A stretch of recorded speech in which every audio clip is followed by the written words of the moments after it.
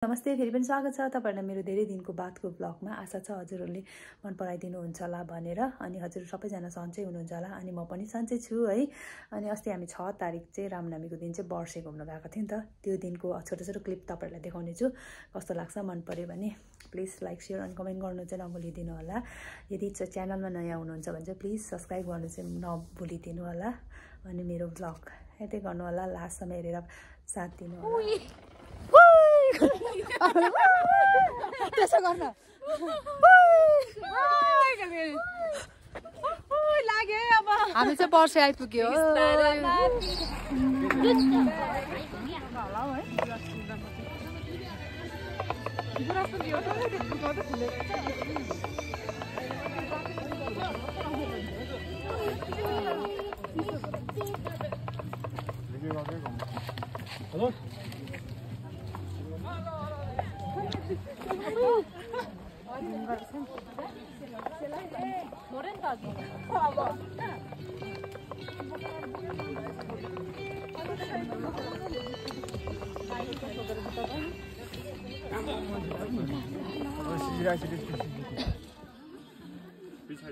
रोदिनी साथैमा रोदिनी नाच्दै गाउँदै बस्यो जुरेली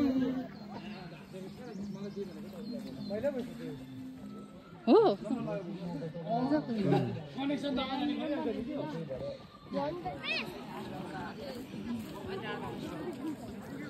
ई हो। हेलो गाइस, घर पुग्यो, पुग्नु आँट्यो। We are about to rich.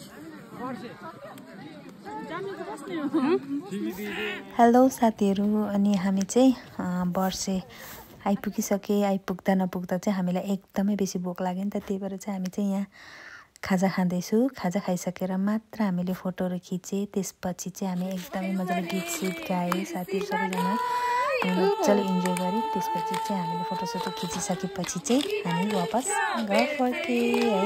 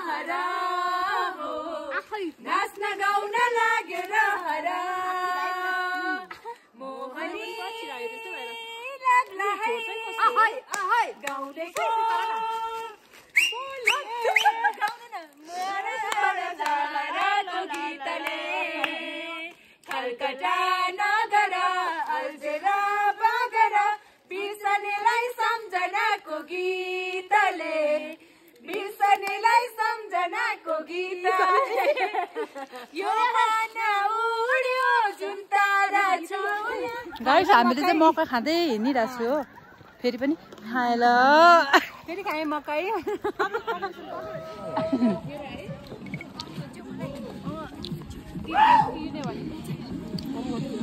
वर्षमा चाहिँ अझै एकदमै बेसी भिड भइरहेको छ।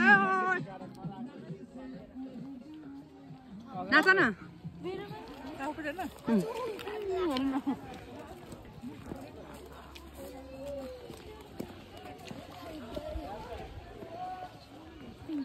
गाइस, म चाहिँ अहिले मेरो मिनी गार्डनभित्र आइरहेको छु।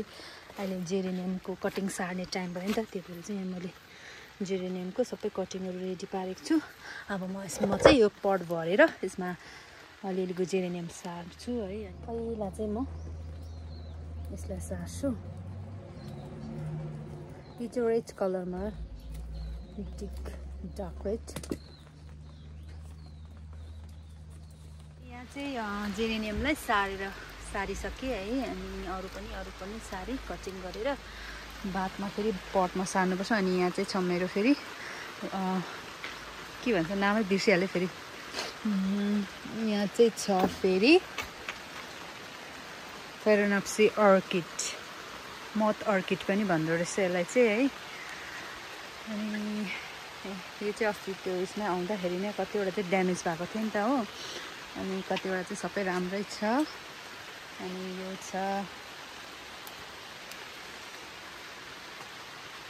अनि यहाँ चाहिँ छ मेरो फेरि क्रिसमस क्याक्टस, यहाँ चाहिँ छ मेरो लसुन, अनि अरू चाहिँ यहाँ अस्ति मैले ल्याएको यिनीहरू चाहिँ यो दुईवटा, त्यसको नाम थाहा छैन मलाई।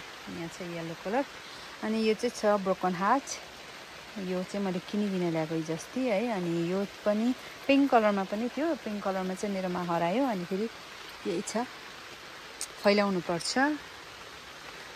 यस्तै छ मेरो मिनी गार्डन है।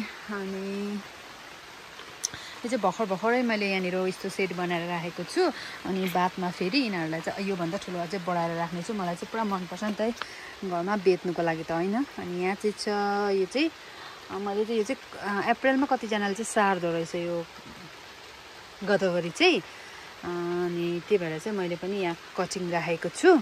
बादमा फेरि यिनीहरूलाई सबै छासमिस कलरहरू छ यसमा चाहिँ है। डबल चाहिँ अहिले सार्ने टाइम भएको छैन रहेछ, त्यही भएर मैले सारिनँ। अनि यो चाहिँ अहिले कटिङ गरेर मैले यहाँ सारेको छु यो दुईवटामा। हेरौँ कति सर्छ है, कति चाहिँ मर्छ।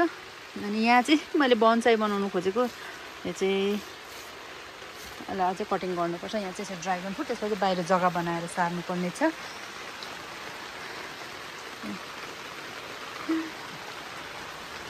यो पनि छ। अनि यहाँ चाहिँ छ, यो चाहिँ मैले आफै वाइट कलरमा रोज मसिनो खालकोमा, अनि यहाँनिर यस्तो बनाएर मैले राखेको छु।